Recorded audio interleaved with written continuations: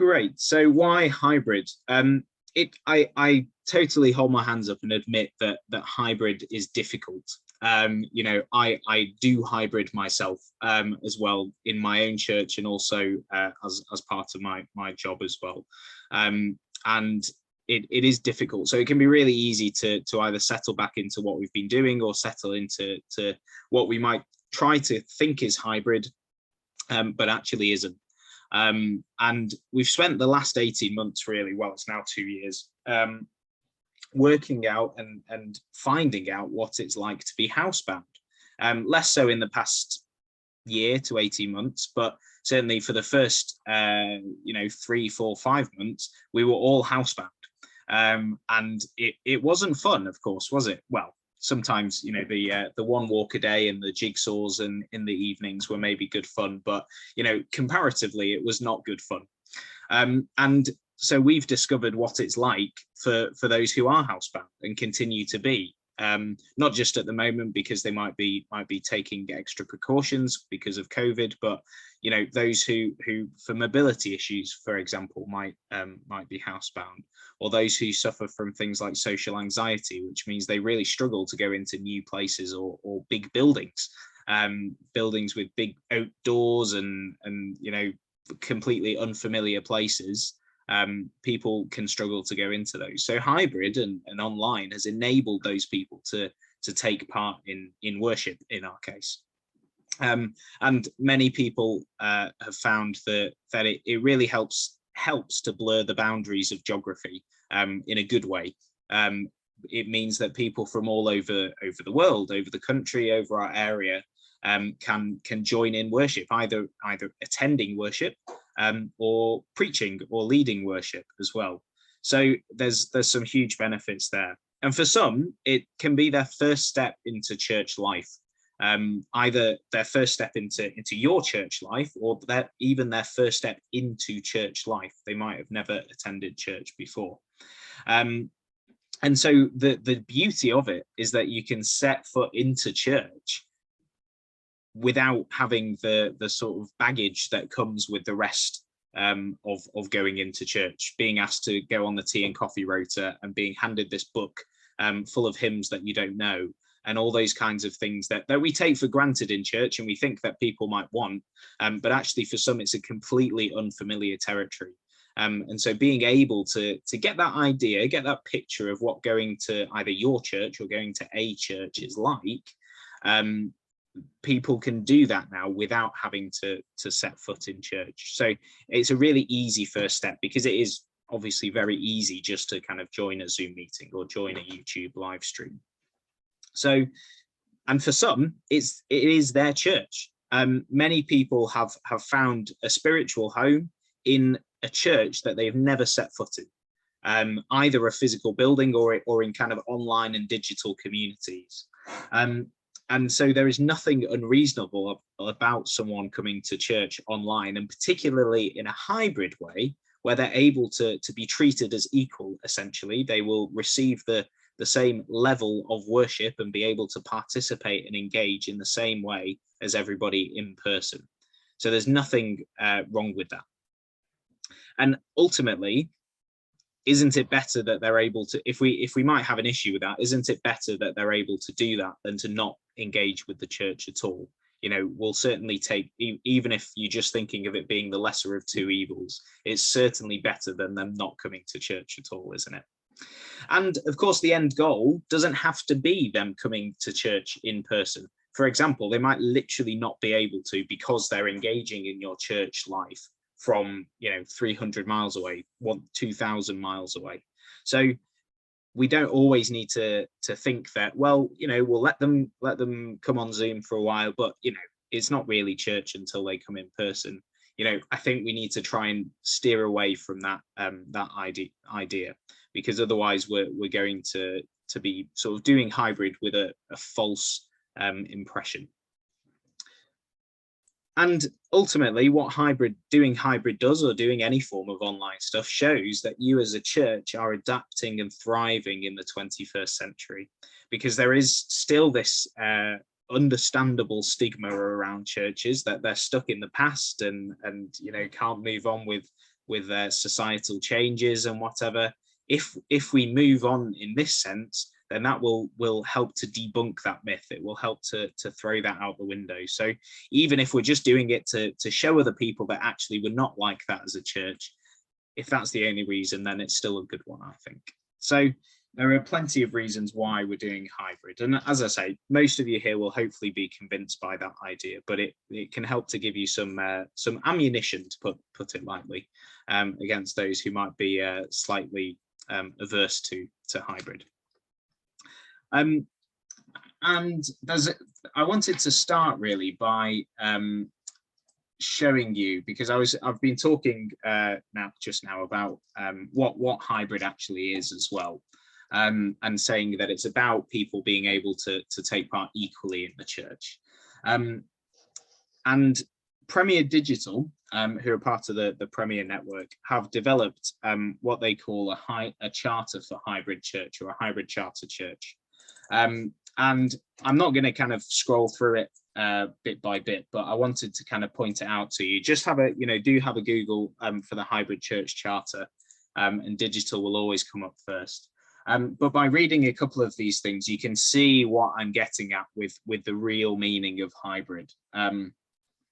Lots of references to that equal opportunity, the fact that folks who join online are able to participate just as equally as those who are participating in person. And most of it does refer to that, really, so that's why it's not necessarily worth kind of going through all of it.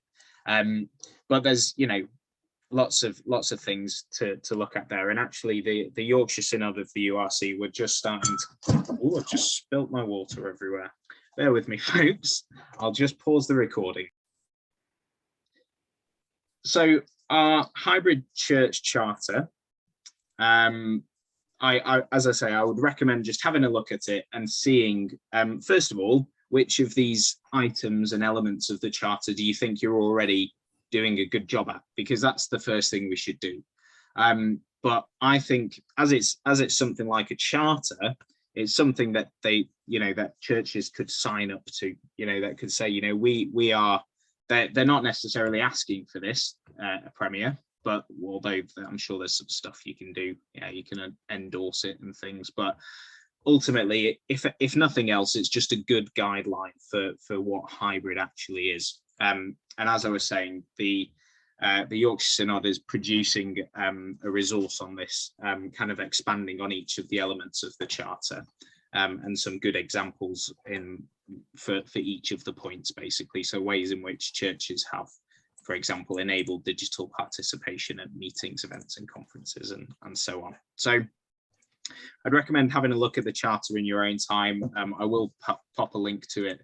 Well, I'll pop a link to it in the chat now, but we'll also make it available afterwards in a follow-up document. So we've kind of touched now about the why hybrid, and also what hybrid is as well. And I go back to what I said at the beginning, is that hybrid is more difficult than obviously just in person. It's also more difficult than just online. So now we've moved back into our church buildings, it's more difficult to do a Zoom meeting when you've got half in the building and half online or whatever. There are lots of audio and video implications to being in the building. So we do have to kind of be careful of those. And I'll come on to some of them shortly.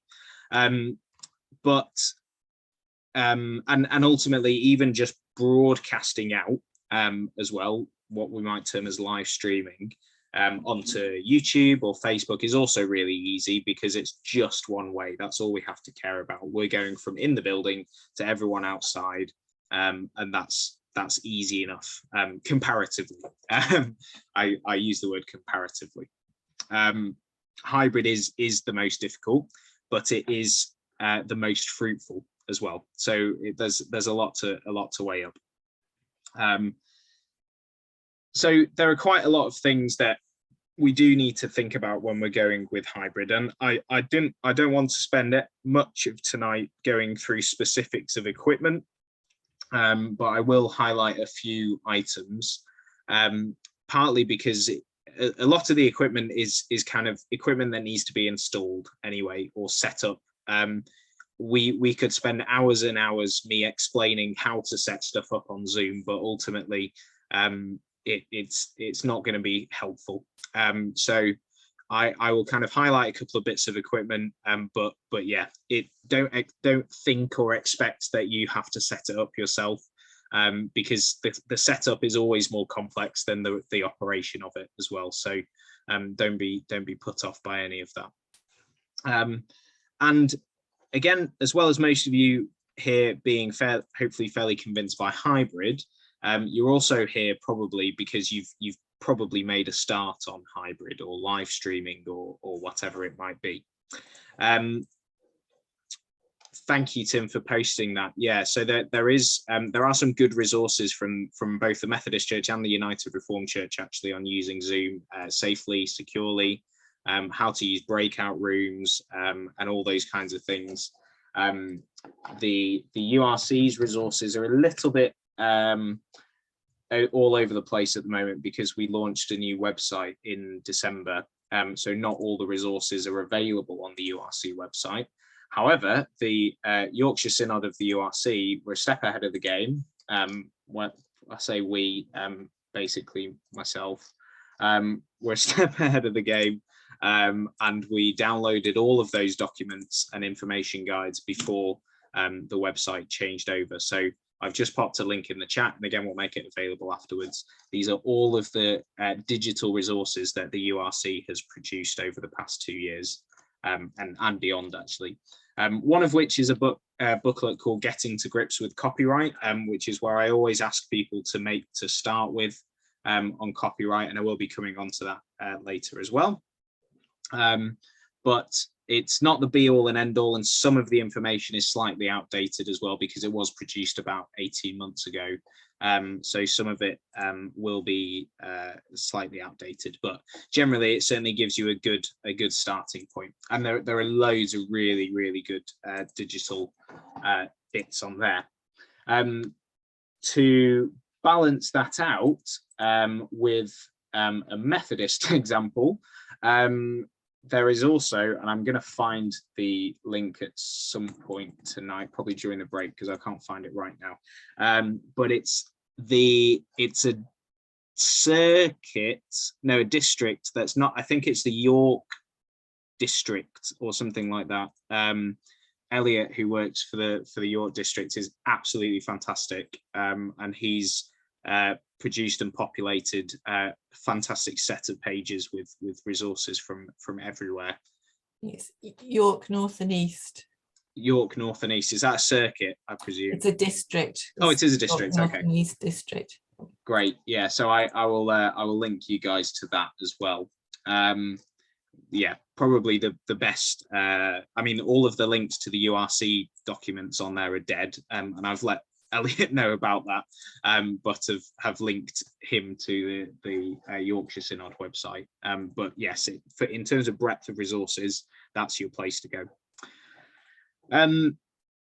So thinking about equipment, then most of you, as I say, will probably have made a start somewhere, and that is my first piece of advice, is to start somewhere, because if you know, it's very simple and possibly patronizing, but if you don't start somewhere, you won't start anywhere.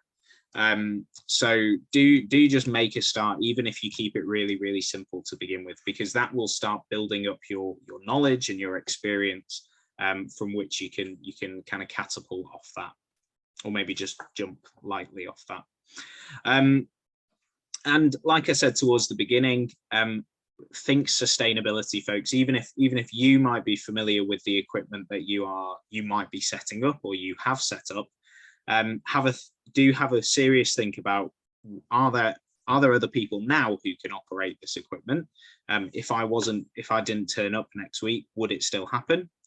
And yeah, do people know how to use it, or will people be able to know how to use it? You know, is it a system that's actually I've kind of just botched together because I've made do in the past 2 years, and that is totally okay in the past 2 years.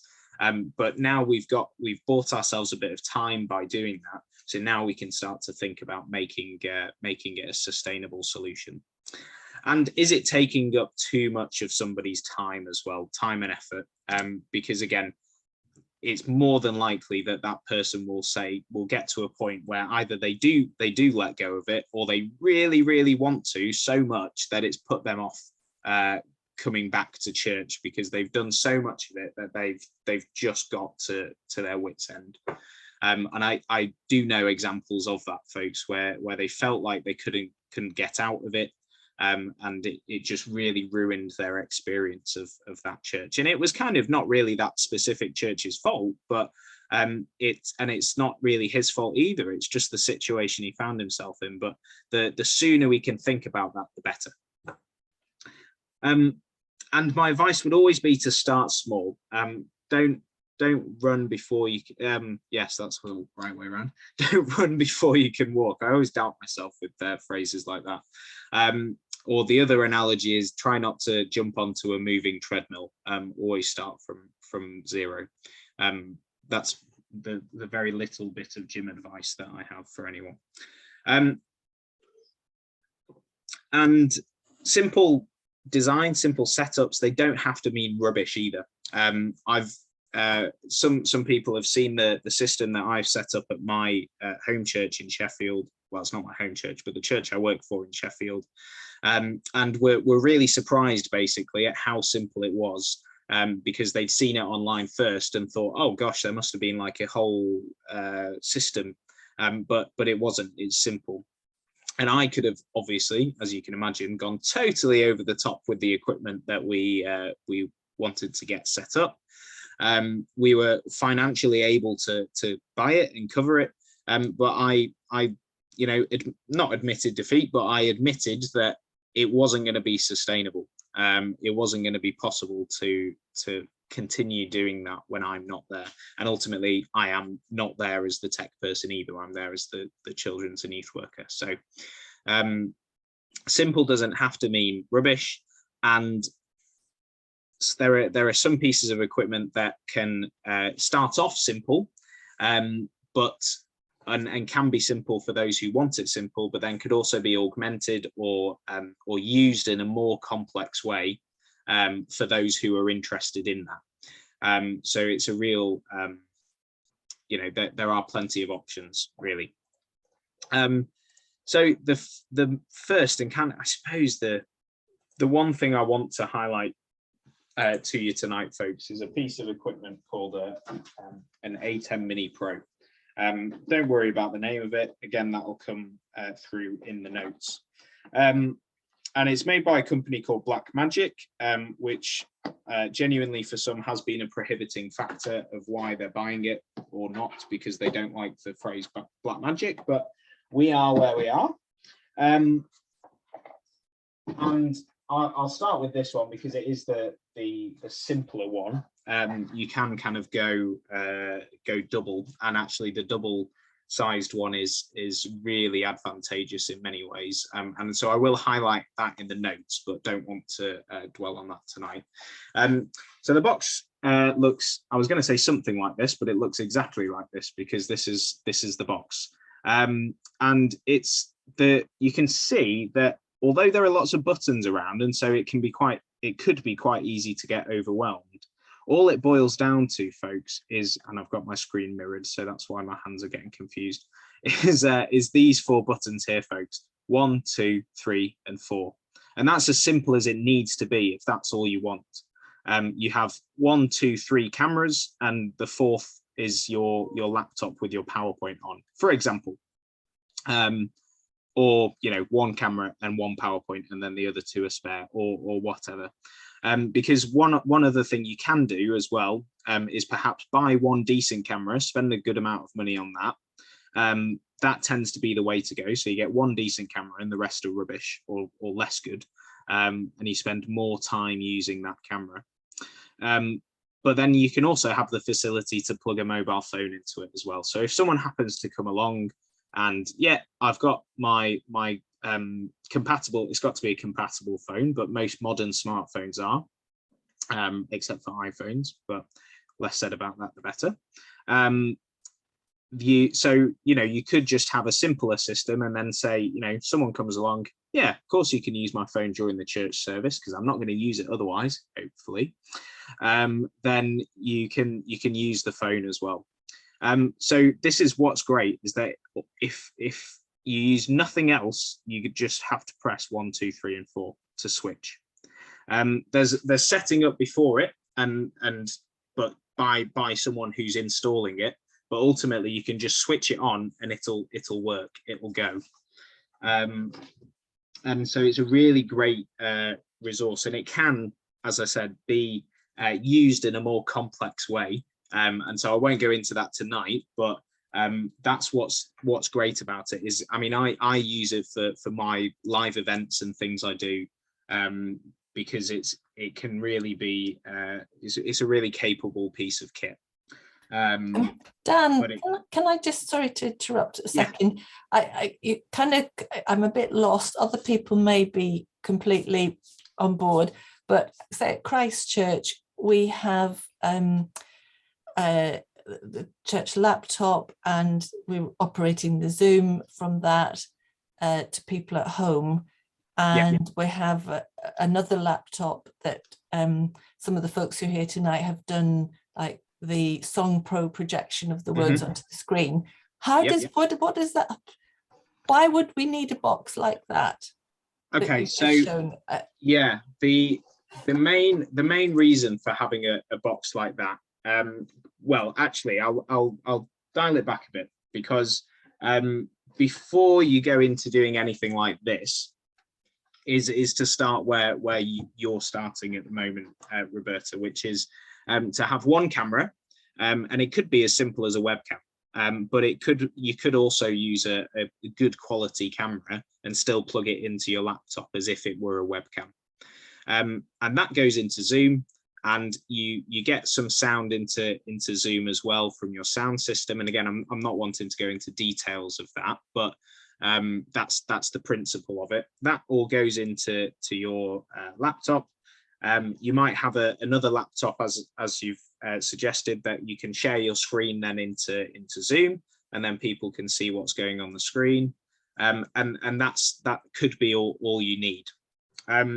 The reason I would suggest getting a box like this is, and it is going a level up in some ways, but actually makes some of the parts that you were just referring to a lot simpler, because you won't ever need to share your screen again. And the reason for that is this box actually all feeds into your Zoom as a webcam. So, and particularly for folks at home, when the screen starts and stops sharing, you've kind of got that awkward bit in the middle, and then the view is also not as good either. Whereas using one of these means you can feed it all into this box here, this box that I'm contained within. So it makes that bit easier, but then obviously, it's got the added element of a second camera, or a third camera, or more. And there's one key reason I would sort of advocate, if possible, for a second camera, and it's to do with the concept of attention spans.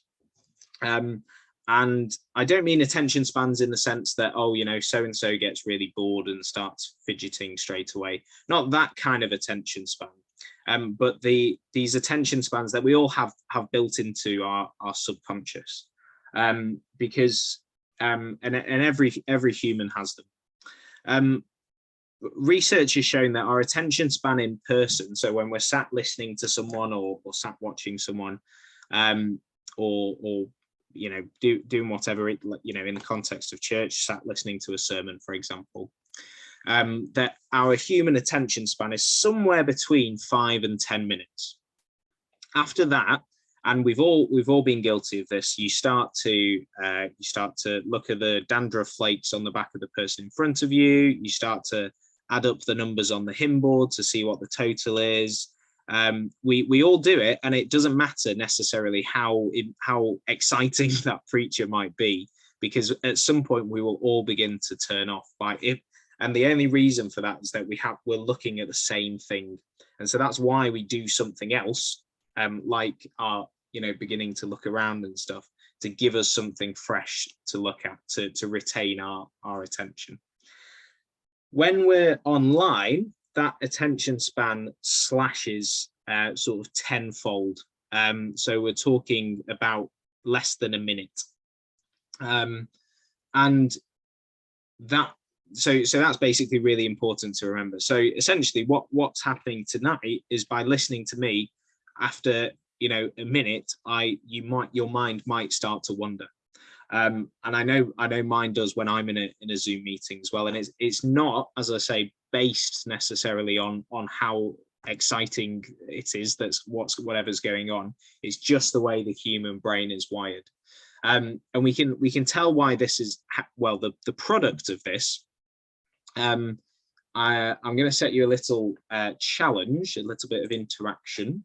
I'm going to show you a 38-second clip from one of my favorite TV shows, The Big Bang Theory. And I'd like you to count for me how many times the camera angle changes. Okay, so I'm going to show you a short video clip, and just count for me how many times the camera angle changes. We'll assume that it's 0 to begin with, so then the first time it changes when you start watching the video. That's 1. That's our first one. Okay.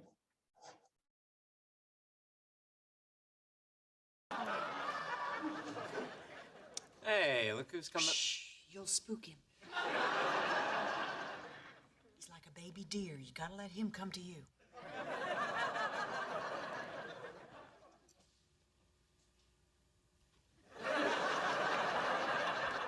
This is ridiculous.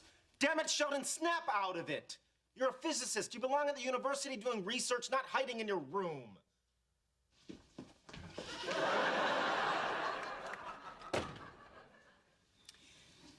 You don't hunt, do you?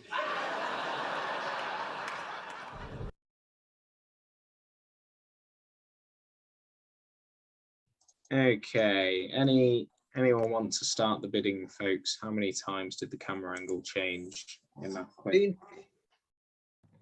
Say that again. 16. 16.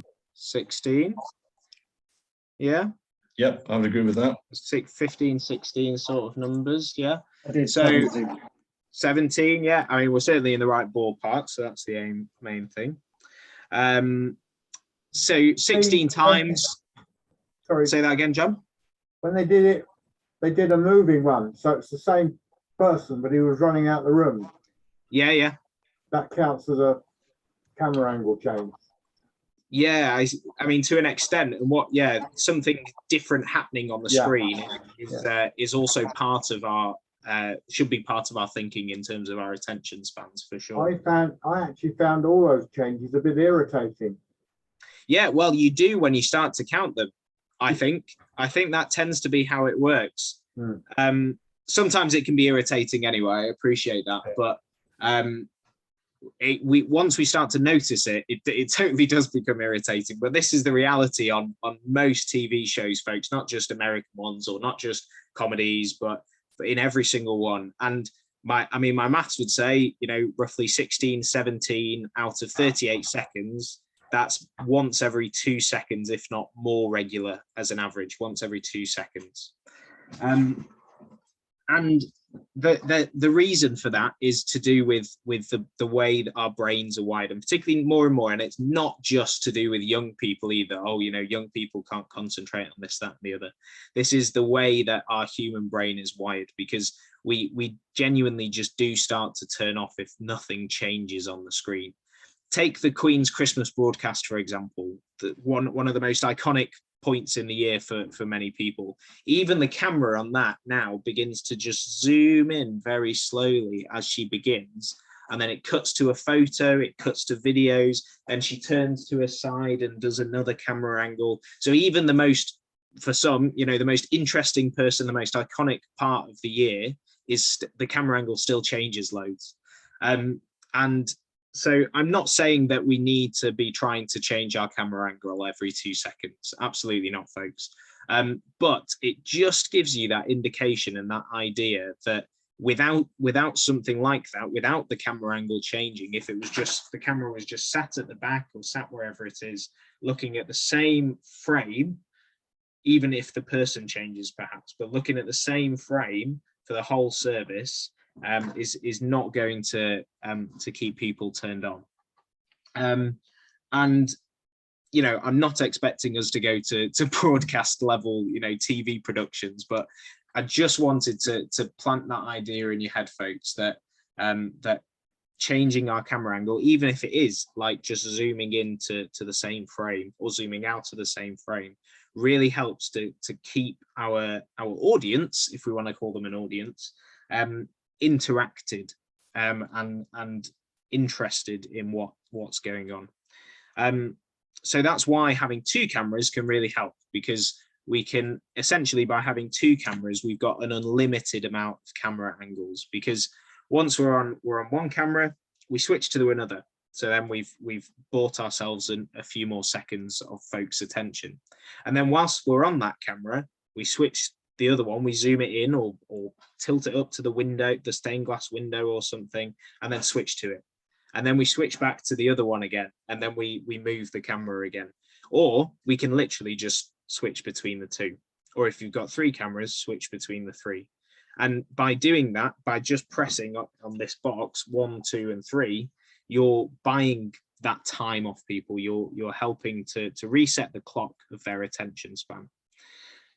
And like I said, it's not just those who are used to screens or those who are you know, younger people who maybe have a shorter attention span in general. That might be true, but we all have these inbuilt attention spans. So that's why I would advocate, if possible, having more than one camera. And this box is the easiest way of managing those multiple cameras. So that's all I wanted to say on equipment, folks, because, you know, each church is unique, and each church will have different needs and wants, and some of it as well will depend. You know, I don't want to go into the specifics of cameras, because some churches might want to mount their cameras on the wall to keep them out of the way, which is, you know, makes total sense. Some might not want to, or might not be able to. And depending on that answer will depend on what cameras you need and how long your church is and all those lots of different variables. So instead of doing that, you know, it's worth us just having a conversation outside of this meeting about that. So we've kind of thought about why hybrid and how we could do hybrid. And before we get on to the ins and outs of what we might do when we're leading worship, is take a break. So I'm going to actually fill up my glass again. Some of you may want to just top it up, and we'll take a 5-minute break, folks. So we'll be back at, well, we'll call it 23 past, because by the time I finish waffling, it'll be 18 minutes past. 23 minutes past, and I'll pause the recording. I tend to find that that folk who are nervous with technology tend to be the most nervous with what is a computing term is software. So stuff that's on our computers. Whereas people tend to be more familiar with what is the computing term hardware. And I don't just mean computing software and computing hardware. But what I mean by that is that and it's the same with things like sound systems, is that if I said to you that to make the volume of the microphone go up, you push that up, that's something that anyone can relate to, because they do it on their radio or their CD player at home. Similarly with this, if all you to make it change camera, you press a different button, you press a number 2. You know, it can be as simple as that, which means, and it doesn't necessarily have to mean that person is then going to do all of the live streaming or all of the Zoom stuff. But if they can do that, that frees up someone else to do the other bit, and before you know it, you can have a team of 3 people two of them or even all of them might be completely unfamiliar with what the other one's doing, but they know how to press the mute all button on Zoom, or they know how to make the sound get louder in church, or they know how to press 1, 2, 3, and 4. So starting at a point where people can relate to, rather than starting at the point of, well, what it does is it changes the camera and the HDMI input and the clean HDMI from the camera. That's just complete gobbledygook that nobody will, and it will put people off. They'll just be like, no, don't understand it. Off I go. Yeah. Can I just ask the two John S's from Christchurch whether that resonates with as they've been trying to kind of recruit and train people? I mean, from my simplistic viewpoint, if somebody tells me press button A at time Y and X happens, I'm really happy with that. I don't need to know how it happens, but I'm really happy with that, and I can do that. I just wonder, John Sayers, John Scott, does this resonate with you? I would say for the bit that I do, they need, if they're familiar with word processing and particularly PowerPoint and cut and pasting and that sort of thing, then they can probably operate Song Pro because it has some similarities to standard sort of Microsoft products.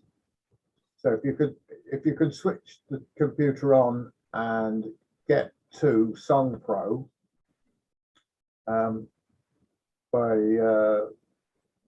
either whichever method you use, and open Song Pro, it's something that people that can do other things that are similar will be able to pick up. There are some peculiarities when you get deeper into it, but for the simple processes of projecting hymns and PowerPoints, then if you've got familiarity with other types of software, if you come along completely never sat down and used a computer, then it would be a struggle because you'd have to start right from the very basics, from file structure in the computer to get to the right file that you want, that sort of thing. Yeah.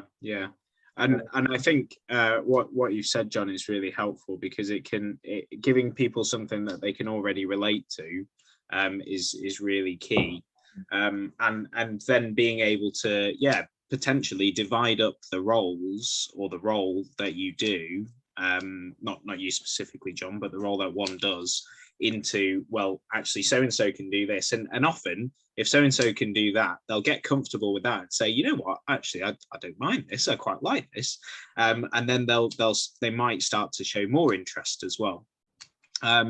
So yeah, there's lots that we can have a think about, and happily would be happy to have a conversation with any folks after this about that kind of training. And even just phrasing it, folks, phrasing that training in a way that doesn't sound like too intimidating. So for example, when I run social media training, I try not to call it social media training. I term it, reaching out to your community or something, because as soon as you mention those words, people go, no, it's not for me, so they won't come along. Whereas actually what we want them to do is to come along and find out how because that is something they want to do, is reach out to their community. So yeah, for even just the words we use, folks, can be really important. So on to the kind of planning and leading of worship.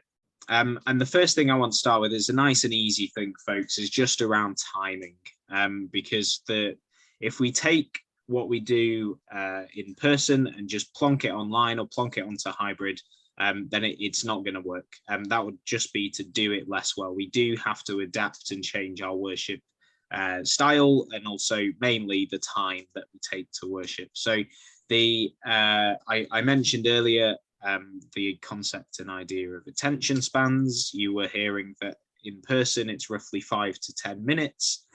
So that should maybe be a hint to us about the length that our sermons should be aimed at, or indeed just the length that one chunk of talking should be aimed at. So, you know, it could be that you do your 15-20 minute sermon, but break it up in the middle with a game or a discussion or whatever it might be. Think of that idea of attention spans as a stopwatch or a timer. As soon as you give people something different to do or something different to look at, that timer resets and you've bought another 5 minutes or 10 minutes or whatever. So, you know, I'm not saying we necessarily cut it down to 5 to 10 minutes, but we try to think that any length of talking should only be that long in principle. And then in terms of just length of our service, we'd want to be ideally aiming for something around the 30 to 45 minute mark rather than the kind of hour mark, because especially if we aim for an hour, it will probably be an hour and 15, and that can be really too long for those at home. You know, in person it can be a different story, but for those at home, spending that long on sat at your computer screen is not overly helpful. So so that's just the kind of almost easy things around timing. And then just when we're planning worship in general, folks, and you know, I'm no lay preaching trainer or anything, but we can apply some marketing principles to our church services, to the services that we lead. And I know church often tries really, really hard to separate itself from the secular world, from the business world, but there is a lot that we can learn from it. And ultimately, if a business was run the way like a church, then it would fold tomorrow. So there are lots of reasons why the business world does things the way it does it, because it works. Obviously, it's not all compatible, but you know, there are some things we can learn. And yeah, the one thing I would have a think about is who's your target market, who is your audience. You know, we wouldn't use those terms in church, but have a think about who are you aiming your worship at. And I know our go-to answer will be everyone. You know, it's an all-age worship. You know, if we call something an all-age worship, or all are welcome, and all those phrases like that, and they are lovely in principle, folks, but from a marketing point of view, and so we might want to think about this with our services, if we try too hard to aim all of our service at everyone, then we'll actually end up reaching and speaking to no one, or far fewer people. So have a think about who you want your service to be aimed at. And it doesn't have to be in terms of age, folks. And actually, we make this assumption instead that actually when we're thinking about reaching out to different groups of people, we just assume that those groups are age only. But actually, there are so many different variables in our communities, from race to sexuality, to social status, to culture, to all sorts of different things, and have a think about who you're pitching your worship at. And there can, I don't want us to kind of brush it to one side, but do have a think about, well, you know, ultimately, are there any folks in your community who you're trying to reach who don't really exist? So, for example, if you are trying to reach out to under 18s, but the population of your area shows that there are literally, you know, kind of only a handful of under 18s, because it might be a middle-aged or an older age population, then you're kind of wasting your time. And I don't mean that in a really bad way, but what I'm saying is that we could try to sort of lean, not push, but lean in particular directions that might suit a larger majority, say, of our population in our community. And I know when we're thinking digital, we are thinking wider than that as well. So there are some things that you can do that will maybe just help to reach out to particular groups of people. So I'm not completely averse to a children's slot in a service, for example. But do just have a think about who you're trying to reach and who your worship is reaching. But we do have this, and the URC has produced some fantastic resources on intergenerational worship. And again, that's mainly thinking about blending together ages, but there are so many other things we can blend together. So do have a search on Google for the work that they've done on intergenerational resources. And so coming to just a couple of the techie sides of, well, it's a techie thing, but it's something that you would want to consider as a worship leader, is that that idea of attention spans, but don't overuse things like PowerPoint, folks. Use it, but don't overuse it. And especially because if we just use our PowerPoint occasionally, then by saying, I'd now like to draw your attention to our PowerPoint, that's resetting our attention span clock. And then coming back to you, that's something else and new for people to look at. So by giving people something new to look at, helps to reset that attention span clock. And again, by changing the camera angle, even if you do only have one camera, by moving that around or zooming in or zooming out, that's also helping. And in terms of our, I don't want to give you a standardized format for worship, folks, because to do that would be completely against the point. But as a church, so not necessarily as a visiting preacher anywhere, but as a church, it might be a good idea for you to provide a sort of something vaguely resembling a standardized format, not too prescriptive, of course, but this is the way we shape our hybrid worship, because it helps to engage people with our hybrid worship, for example, because lots of visiting preachers, of course, might not be familiar with hybrid worship or with how you do hybrid worship often, because, and especially when a lot of it comes from not just we always do it this way, we always bring the offertory in from the front and make sure we do this, that and the other, not that kind of thing, but basically some hints and tips and some bits of advice that we can offer to our visiting preachers. And if we're looking at cutting the length of our services down, perhaps to half an hour to 45 minutes, then yeah, something is probably going to have to give, maybe a hymn or two. But try to focus your services around a bit more interactivity. I think what hybrid has done, or even online has done, is that it's kind of opened our eyes to the fact that actually, yeah, we do like interacting during a church service.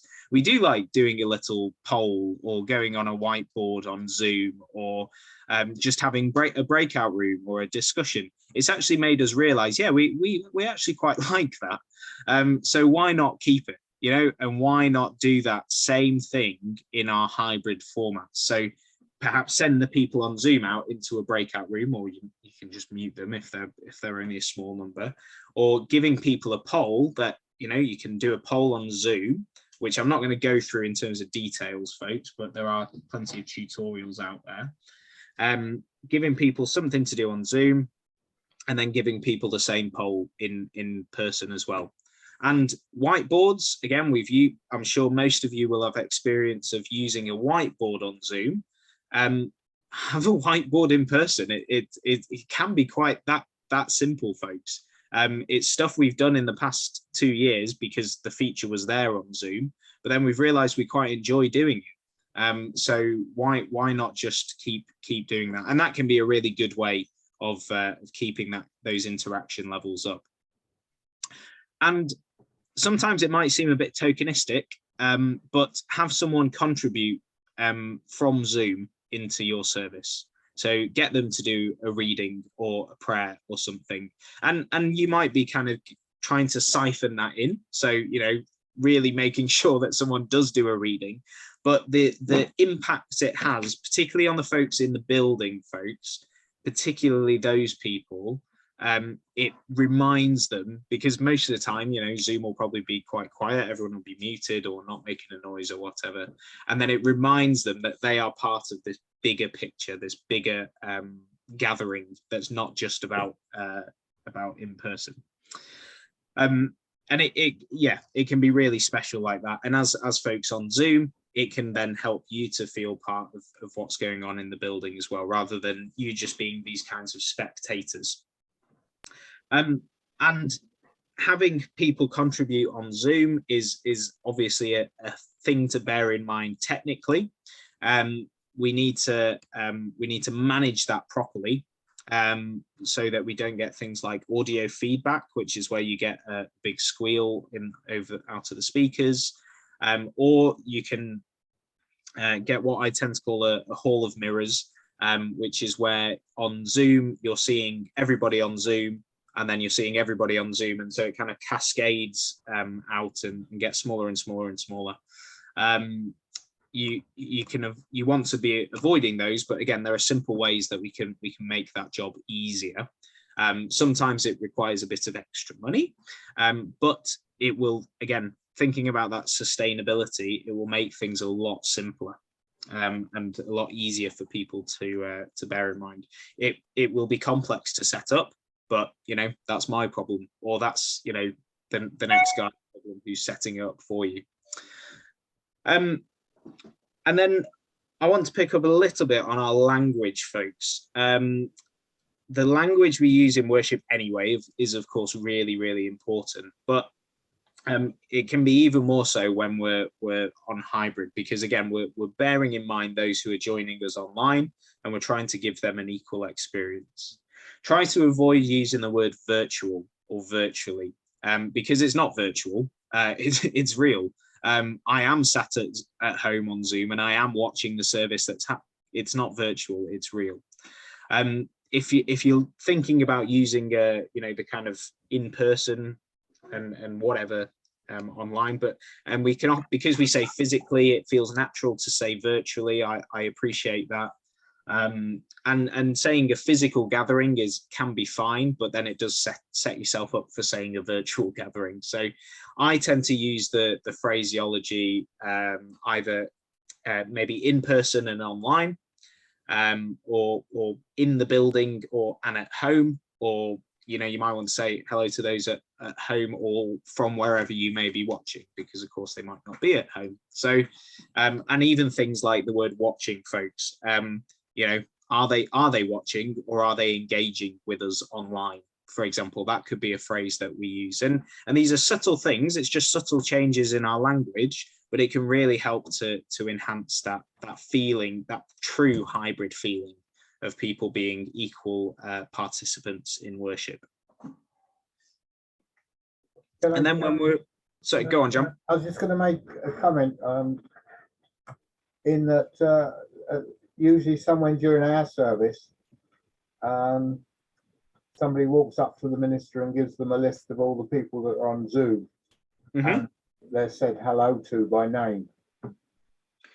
Yeah, which that makes them realize. Yeah, and the rest of us know how many are out there. So it's yeah, absolutely. And like I said, having the Zoom screen on the projector on the screen as well really helps to embed that.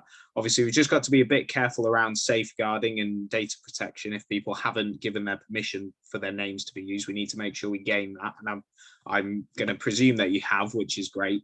But obviously, for those who are new, joining us for the first time, then we need to be aware of that, especially if it's being recorded. Whilst I'm here, I don't want to dwell too much on safeguarding and stuff, because I would just recommend that you speak to your safeguarding, either church safeguarding officer or your synod circuit district safeguarding coordinator. Most of them might end up speaking to me anyway, but or certainly they do in the URC. But if people are being put on camera, they need to have given their permission for that.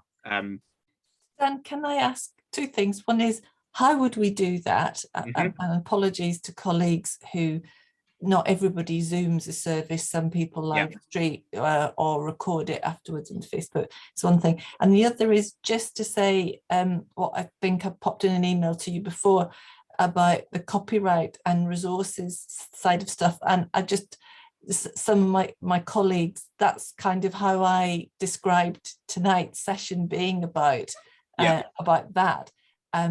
So I hope nobody feels that this is completely different from what I thought it was going to be about. I'm sure that it's you know, we're a mixed group, and I'm sure that it's variously interesting to various people, but it's nearly 9 o'clock and we haven't done copyright yet, and I'm a little bit, oh dear, sorry folks. I will be coming on to it, and I do apologize that we will probably go over by perhaps 5 or 10 minutes for various reasons. We've done that. So in terms of gaining people's permission, there are a couple of things you could go about it. No, I don't mean gaining the permission. I'm sure we could work that out. I mean, we have never at Christchurch put the people on the Zoom screen on the big screen, and maybe the technicians know how to do that, but it's never happened. And if we had people's permission from home, I think that would be a great thing to do. But how do we do it? I've just asked John Scott that question, so I don't know if John wants to come off mute and say whether it's feasible or not at the moment. Yeah, it can be done. We would need some other equipment. I'm not sure how beneficial it would be, whether we could have a conversation with the people on the screen. It could be done, but we have a USB camera, not HDMI. So linking in and also realizing that our video stuff is on VGA. So it's converted to HDMI. But the camera's on USB. So we'd probably want to need one of these. There are mixers around that can do that, changing from one to another, but it's more expensive kit. That's right, John. And well, I mean, the principle of it is that if you are running the computer you're running SongPro on, in Christchurch's case, if you have Zoom on that very same computer, you can drag it across to so it's what's called an extended desktop. I'll try not to dwell on it too much. Yeah, we know about John Sayers and I have discussed that already. Yeah. So that in principle is how you can go about it. The other thing to think about as well, folks, when we're thinking back to our hybrid charter, is one of the things we've noticed on Zoom is that we can see each other face to face. We don't have that in worship on a Sunday morning if we're in the building. And it's, again, it's quite nice, isn't it? And so if we're thinking about how we're giving people at home an equal opportunity to those in person, or in this case, actually the other way around, then why don't we have a camera at the front that points to everyone in the building? Or, perhaps not everyone in the building. What you might want to think about is portioning off points in the church where you're going to say you're not going to be on camera if you sit there. So this is one of the ways we can address it is by saying to people as they come in, these are the areas that won't be caught on camera. So if you don't want to be on camera, you can sit there. So, and then by pointing a camera towards the congregation, you're showing people on Zoom the faces of everyone in the congregation as well. So it's giving that equal opportunity. There are just two more things I want to pick up on in terms of our interactivity. In fact, just one more thing actually that I want to pick up on in terms of interactivity. Because there's a great tool that I discovered about 18 months ago called Mentimeter, which is actually used quite a lot with sort of in educational establishments. It's not RE, it's ER at the end because it's an American name. I've just popped it in the chat, and again, I'll make it available afterwards. You can do things like word clouds on there, folks, and they happen as they go along. So people can use their smartphones, and I appreciate I'm making assumptions that people have a smartphone, but at the end of the day, we're not always going to be able to please everyone. People can use their smartphones, or at the end of the day, they can just call out verbally. to submit answers into the word cloud. And it will happen live. So as words come in, it will pop up on the word cloud, and the more common ones, as word clouds often do, the more popular ones will get bigger and come to the center. And it's just another tool that we can use to help to encourage that interactivity. Something as simple as, you know, here, what would you use to describe, what words would you use to describe Jesus? Or you know, can be quite simple and quite trivial things like that. Or it could be even more trivial than that. What did you have for breakfast this morning? These are the kinds of conversations we have outside of our church buildings. So I don't really understand why we don't have them on the insides of our church building. So you do use those kinds of tools to flag up. There are some others as well, and I'll put them in the follow-up notes. But just do bear those things in mind, even if it can sometimes feel a bit, well, I'm just putting that in to sort of tick the hybrid box. It's better than not. So, you know, do use those sorts of tools. So on to copyright. And one of the reasons I don't want to kind of, I do have a whole 2-hour workshop on a 2-hour seminar on copyright, and obviously we don't have that time tonight. And there are some resources that I'd like to flag up just to begin with. And again, I'll put them in the chat and make them available afterwards. I've linked to the Mersey Synod's, URC Mersey Synod's page, mainly because all of their stuff has been populated from my knowledge. So it means that I don't necessarily need to repeat myself. There is a video on there of my copyright talk. But the main things I think the most important things to flag up around copyright are the CCLI streaming license. So hopefully most of us are familiar with CCLI. It's the licensing agency that deals with a lot of, a majority, but not all, bear that in mind, not all church music, but a majority. And if you want to use, play music, playing music in church without doing any live streaming, that's fine, because you know that's what churches are exempt from, essentially, because it's in an act of worship. But as soon as we start putting stuff online, then copyright becomes a bit different. So, and obviously that's what we're here to think about. So if we want to play songs, either our organist, our pianist, or whatever, then we need the CCLI streaming license. And you can find out whether a song is covered by CCLI. And actually, they tend to work on publishers and artists. So if you know that a particular artist, say, I don't know, Stuart Townend, is covered, some of his songs are covered on CCLI, then, you know, there's 99% chance that all of his songs are covered on CCLI. The website I've just put in the chat, which is it's Song Select, which is another thing, but in itself, but it's where you can search for a song that's covered by CCLI. And just to begin with, folks, this is assuming that you are using your own pianist or your own organist or worship band. Once we start using pre-recorded music, and then it becomes something different, and this is what I'm going to come on to. If by the way your own pianist or your own organist has pre-recorded it, then that's fine as well. If you have permission for the performance of that piece of music, then you're also covered. That's fine. Again, assuming and bearing and based on the fact that the song is covered by CCLI. So, because there are always 3 elements to a piece of, if we want to use a piece of music, there's the performer, the lyrics, and the tune. And I always separate lyrics or words and tune, because particularly in churches, we often use different tunes for the same set of words, or we use different words for the same tune. So always try and think of them separately if you can.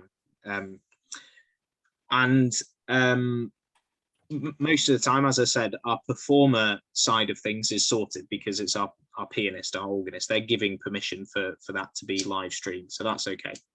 And then with CCLI, we're covered with our mostly with our tune and our words.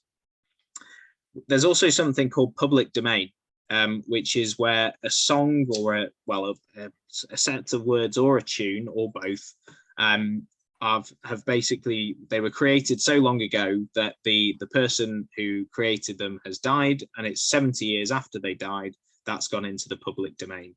So most of Charles and John Wesley's music, for example, is in the public domain. However, there's a small caveat to this, and particularly for the Methodists among us, but actually I know a lot of URC congregations have this as well, is the use of Singing the Faith. It's a fantastic hymn book. As a musician, I really like Singing the Faith in most respects. But a lot of the popular hymns have been either rearranged or just had some twiddly bits added to it by, well, there's one guy in particular called Paul Leddington Wright. I have no idea who he is, but he's added twiddly bits to a load of hymns. As a musician, that frustrates me a bit, but that's by the by. So say, for example, a tune has been in the public domain because it was written by someone, you know, over 200 years ago or whatever, but then someone edits that piece of music and you're then playing that piece of music, that's back in copyright. So basically watch out for that, folks. But if we apply this principle of performer, tune and lyrics to every single piece of music we use, then we'll be in a good place. That's a good principle to start with. And then the other key thing to point out is around the use of YouTube, because that's a kind of hot topic, really. And particularly when we weren't able to sing and stuff, it was great to have someone to sing for us. And obviously when we're on Zoom, to be able to share a video instead is a lot easier. The first myth I want to debunk is downloading videos from YouTube is illegal. It goes against their terms and conditions. Obviously, you can probably get away with it, but I'm not here to tell you that you can get away with it. That's not what I'm here for. I'm here to say that it goes against their terms and conditions if you download a YouTube video. So when you type in kind of YouTube video downloader and stuff on Google, you'll notice all of the sites, they change day to day because they keep getting shut down, but they look a bit shady. And there's a reason for that, because it's a shady thing to do. So download, and I know, you know, internet connections and stuff can be a problem, but to download it would be against their terms and conditions. The next thing around YouTube is that just because someone has uploaded a video to YouTube doesn't mean it's permitted to be there. YouTube receives approximately about 500 hours of video are uploaded to YouTube every minute. So as you can imagine, it's nigh on impossible for them to keep track of what should be on there and what shouldn't be on there. So they use algorithms, little computery things, to work out, to at least try and work out whether something should be on there or not. But that's not always perfect. So that's why we shouldn't just be assuming that because something's on YouTube, it's okay for us to use.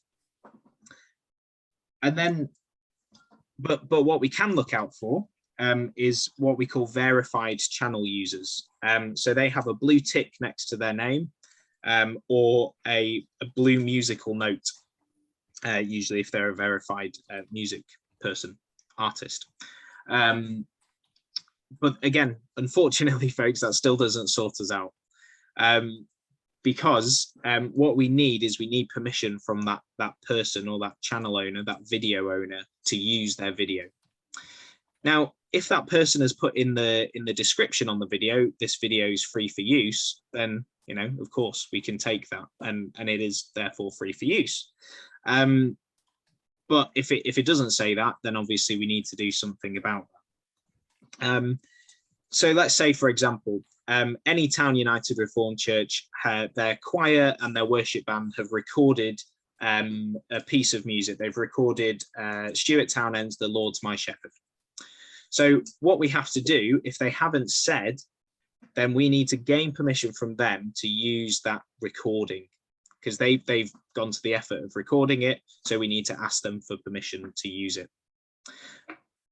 We're sorted on the lyrics and the tune because we've got a CCLI streaming license, so we can cover those two parts of it. And then the third part, the performer, we need to ask them for permission. So if we've ticked all of those boxes, we've ticked the tune, where it's either in the public domain or we've got the streaming license for it, great. Same for the lyrics. And then we've spoken to the performer, maybe either personally or otherwise, or they say you can use it, then that's our other box ticked. So then we can use that YouTube video. That's okay. But unfortunately, we do have to satisfy all of those conditions before we can use a YouTube video.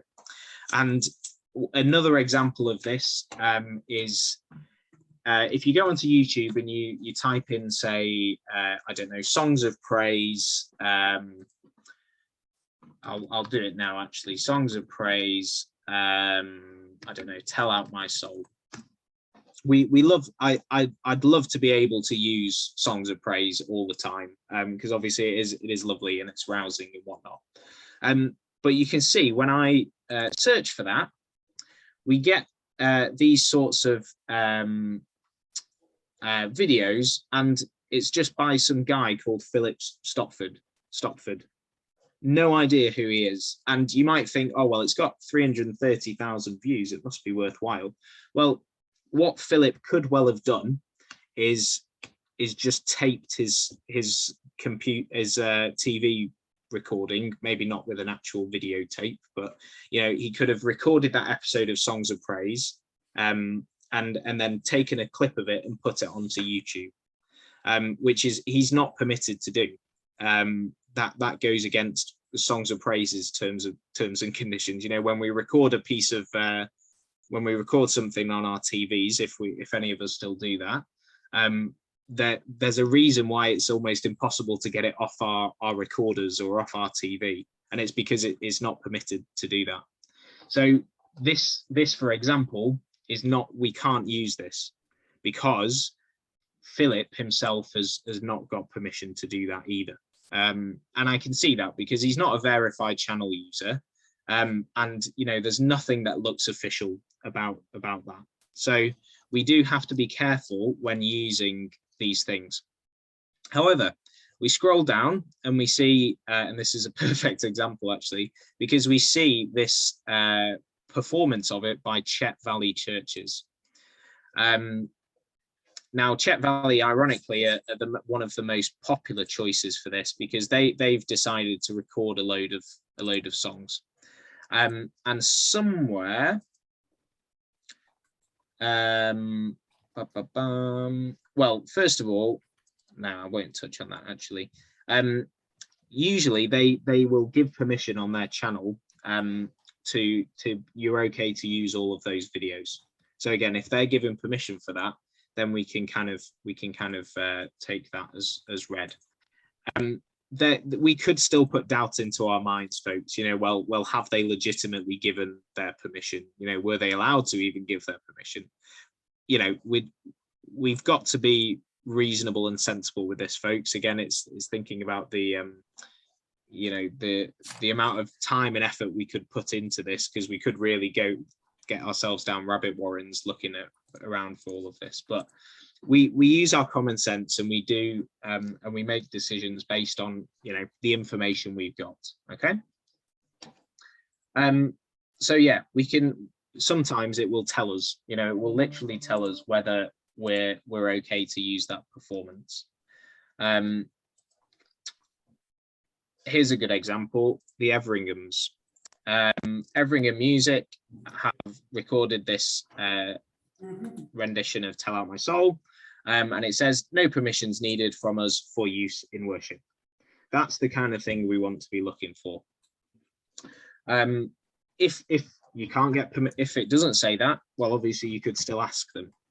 And I appreciate that. Unfortunately, this could create more work for us if we're wanting to use YouTube videos, and it will often mean that we need to maybe think a bit further ahead, because these sorts of things can take time. unfortunately, folks, that is the reality. And this has been the case for YouTube before COVID as well. This process should have been the same before COVID. It's just been expanded more because we're on show a bit more, because we're recording it or we're putting it on YouTube or whatever. When you're asking permission for something, folks, be clear where you're using it with the person you're asking. Because as you can imagine, as an artist, if if John emails me and says, I'd just like to use this in the small act of worship we have on a Thursday where 10 people come, is very different from me giving permission for it to be used in a church full of 10,000 people. So I might want to think of, about whether I say yes or not. So do just be clear where you're using it. We'd like to use it on our Sunday morning service which is Zoomed or live streamed or whatever. And there's nothing stopping you, if you'd like, from doing this way ahead of time, even if you might never use it or not use that hymn.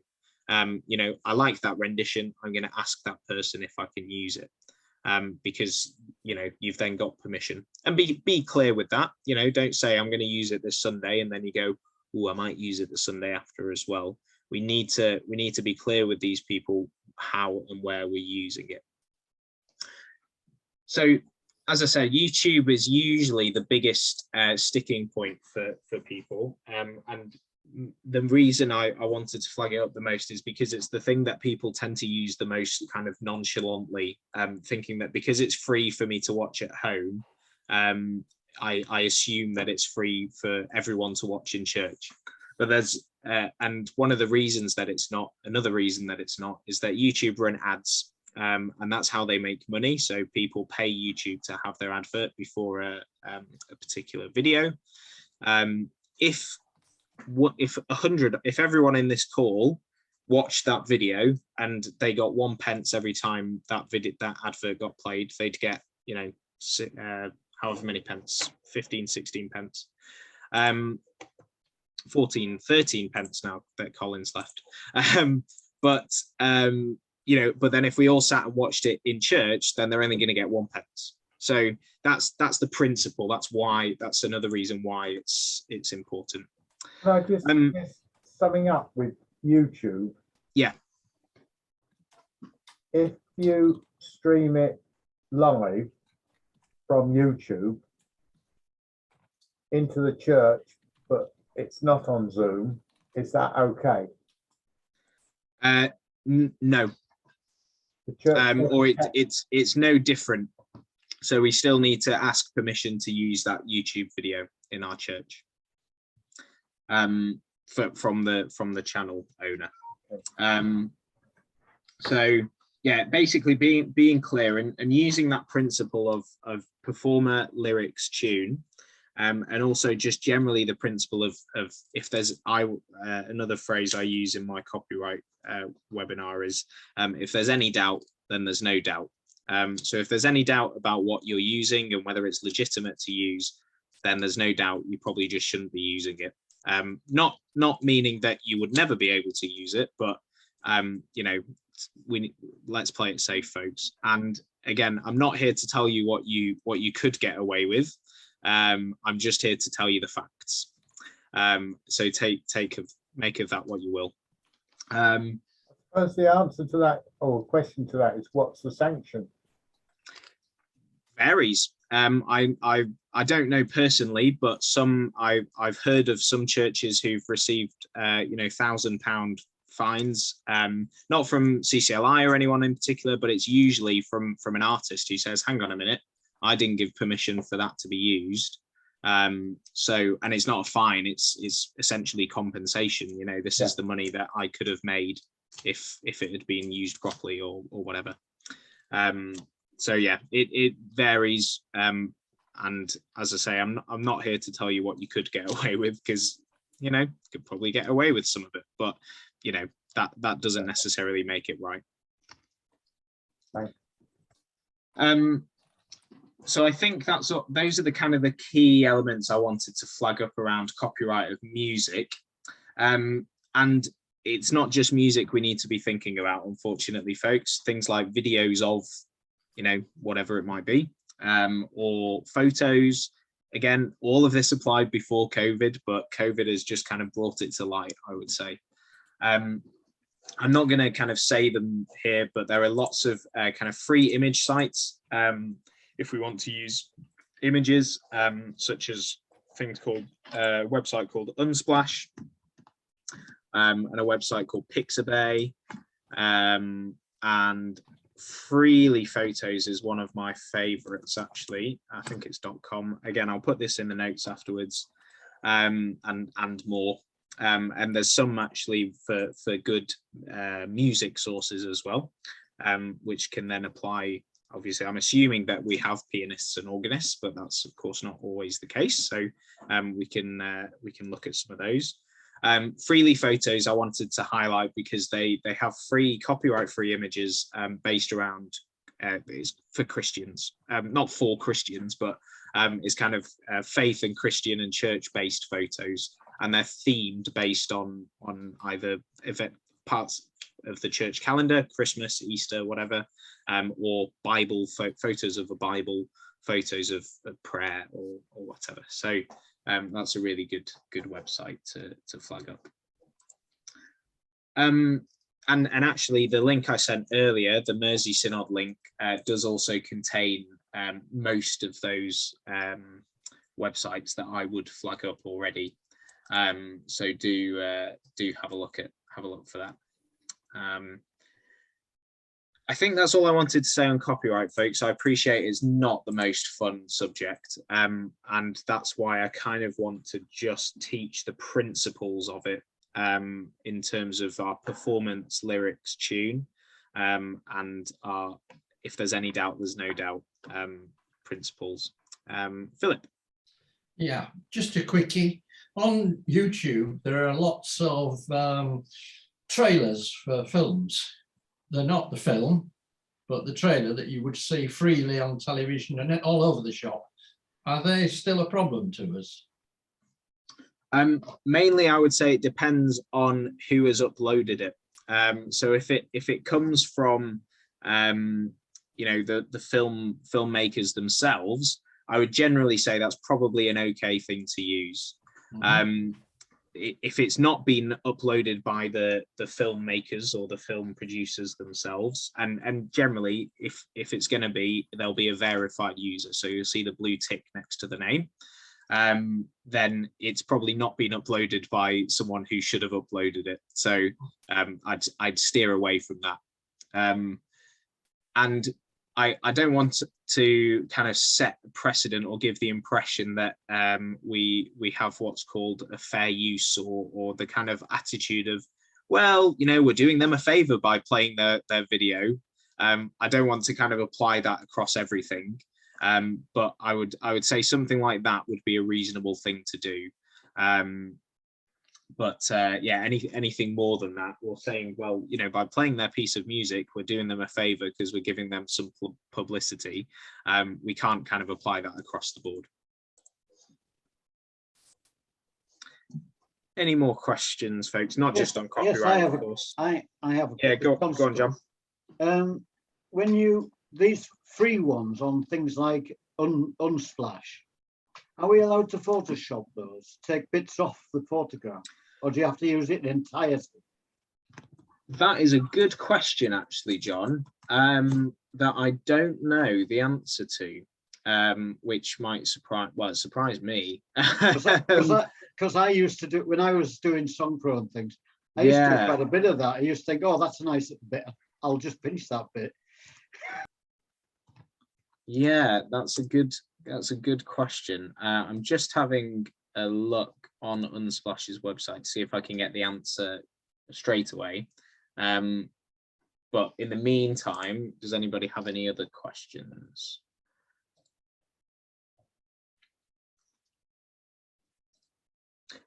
Found it.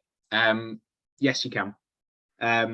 When a photo is, and I did kind of think this, but didn't want to say yes until I knew for sure, is that yeah, when someone posts something on Unsplash, that is not theirs anymore, in essence. You know, you might want to think of it like that. So by posting it on Unsplash, they are giving you full rights to do whatever you want with it. There's also, by the way, just slightly unrelated, no specific need to credit the person. Obviously, it would be nice if you did, but there's no requirement to credit the photographer. Is it true that we're covered to use, what is it, Creative Commons license images on Google? Yeah, so Creative Commons is a halfway house, basically, between public domain and something that's fully in copyright. So it's something that wouldn't be in the public domain because the persons might not have died, or it might not be more than 70 years after. But that person has given their permission to use it because, yeah, they've probably thought it's of benefit to them to make something part of the Creative Commons library, which is an overall term, just to a cover all. Yeah, they've given their permission for it to be used. So yeah, that's fine.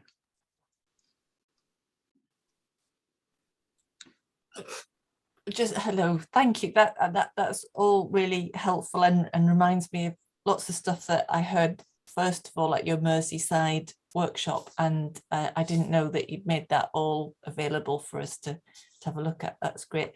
I'm thinking of somebody like Matt Beckingham, yes, who has uploaded lots and lots of songs on his channel and put the words on, and it just, I mean, I'm sure I could find a way to write to him, etc. But there are some people who it looks like they have just gone out of their way to provide a resource that is really helpful for churches who are now doing hybrid worship or entirely online worship. So it's kind of, if it looks too good to be true, is it too good to be true? Is a kind of question with that. Yeah, I mean, not always. And because, I mean, to give you an example, the Taizé community, for example, waived all the rights on their music during COVID. And you know, whether you think we're out of COVID or not is another matter, but I believe they've kind of rescinded that now, but so don't take that advice necessarily, but that's an example of the fact that somebody has seen that, you know, what we're doing is providing a greater benefit, and that, you know, really seemed too good to be true as well. And whilst we're on Taizé, actually, because that's another aspect, is that the Taizé community, for example, is one of the sort of artists, if we want to call them that, that is not covered by CCLI anyway. Is covered by a company called One License, which some of you might know, formerly known as Calamus. So actually, just by having a CCLI license doesn't cover us for Taizé, and hopefully by using our principles that we would find that out by looking on CCLI's website. But just as an easy coverall, I can tell you now that that the Taizé community is covered by One License, and they have equivalent licenses to CCLI, so you can go through the same process. There's also a couple of key songs. I've even got to the point of knowing which songs are covered. That I, the Lord of Sea and Sky, and Let Us Build a House Where Love Can Dwell. Neither of those are covered by CCLI. I can't remember. I think one of the two of them, I think, is covered by One License, but the other one is covered, I think, by another licensing agency. So again, don't just assume that it's CCLI or One License either, and don't just assume that because it's in our hymn books, because I think both of those, for example, are in Singing the Faith. Don't assume that it's covered. It's not to say that it won't be by someone, but don't assume. Something like that.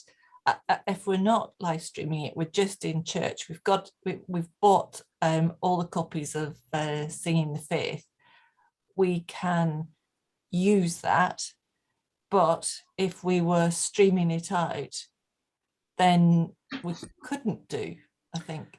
So the license itself would, and as far as I'm aware, it's the same with one license, but certainly it is for CCLI. That what CCLI, the main CCLI, the key license that everyone will have, which is just called the Church Copyright License, permits you to permits you to display the lyrics on the screen or to print out the words. Obviously, by having them in the hymn book, you've bought that right by buying the hymn book, so that's okay. But if you're wanting to display them on a screen or to print them out, then you would need a CCLI license for that. What you technically don't need a license for is if you just wanted to play that piece of music in church without, again, as you say, without live streaming or anything. But if as soon as you want to use the words and show them somewhere, then you need the license. But yeah, if you are in person with no online presence for a service at all, and you wanted to display the words and to play the piece of music, then you would need the basic license still to be able to do that. Which, you know, fortunately, most churches do have those, so it's not a surprise to most churches for that. The other thing I'll just briefly point out as well is CCLI Streaming License Plus, which actually allows you to play songs off Spotify and Amazon Music and Apple Music. They certainly specify Amazon and Apple Music, and I asked CCLI, does it cover Spotify as well? They said, you'll have to check our terms and conditions. Sorry, their terms and conditions. And I checked them and I couldn't really see anything untoward. So as far as I'm concerned, the CCLI license would cover that. But again, covering only a song that would normally be covered by CCLI, not just any old song. But it's Streaming License Plus. Streaming License Plus, yeah. We'll have to check, because for funerals and things now these days, people want all sorts of things played in church, and we do use Spotify. And had assumed that having the streaming license, all our licenses that were, anyway, okay. Vivian. On a par with a hymn being more than 70 years old, that means it's in the public domain. Can we likewise use an image of a picture that was painted more than 70 years ago? So this is a difficult one. Well, first of all, the number of years on different types of media is different. So the number of years for an image or a photograph, unfortunately can't find it off the top of my head, but I will pop that in the notes.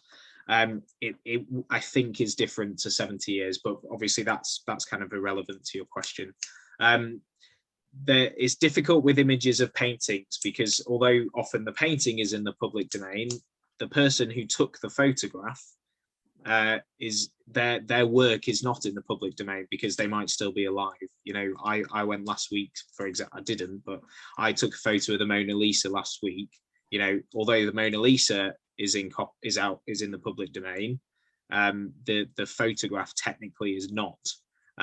So again, that's just where we kind of apply the principle of have a look and check, because, you know, if someone has taken that photo and they've kind of expressed that you can use the photo, then that's fine. But essentially, yeah, don't just assume that because the photo is in the public domain, the painting or whatever is in the public domain, that the photo is as well. Most of the time you would be able to find those sorts of images anyway. Somewhere there will be one that's copyright free, I would think.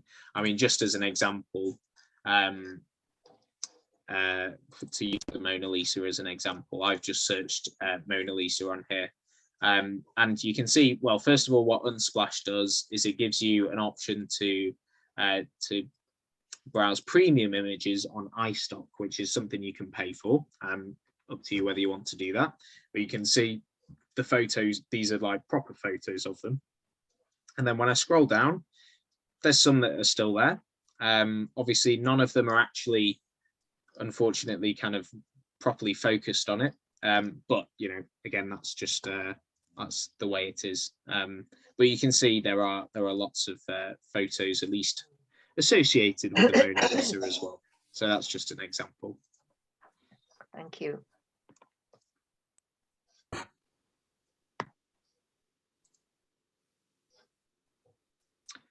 Any more questions, folks?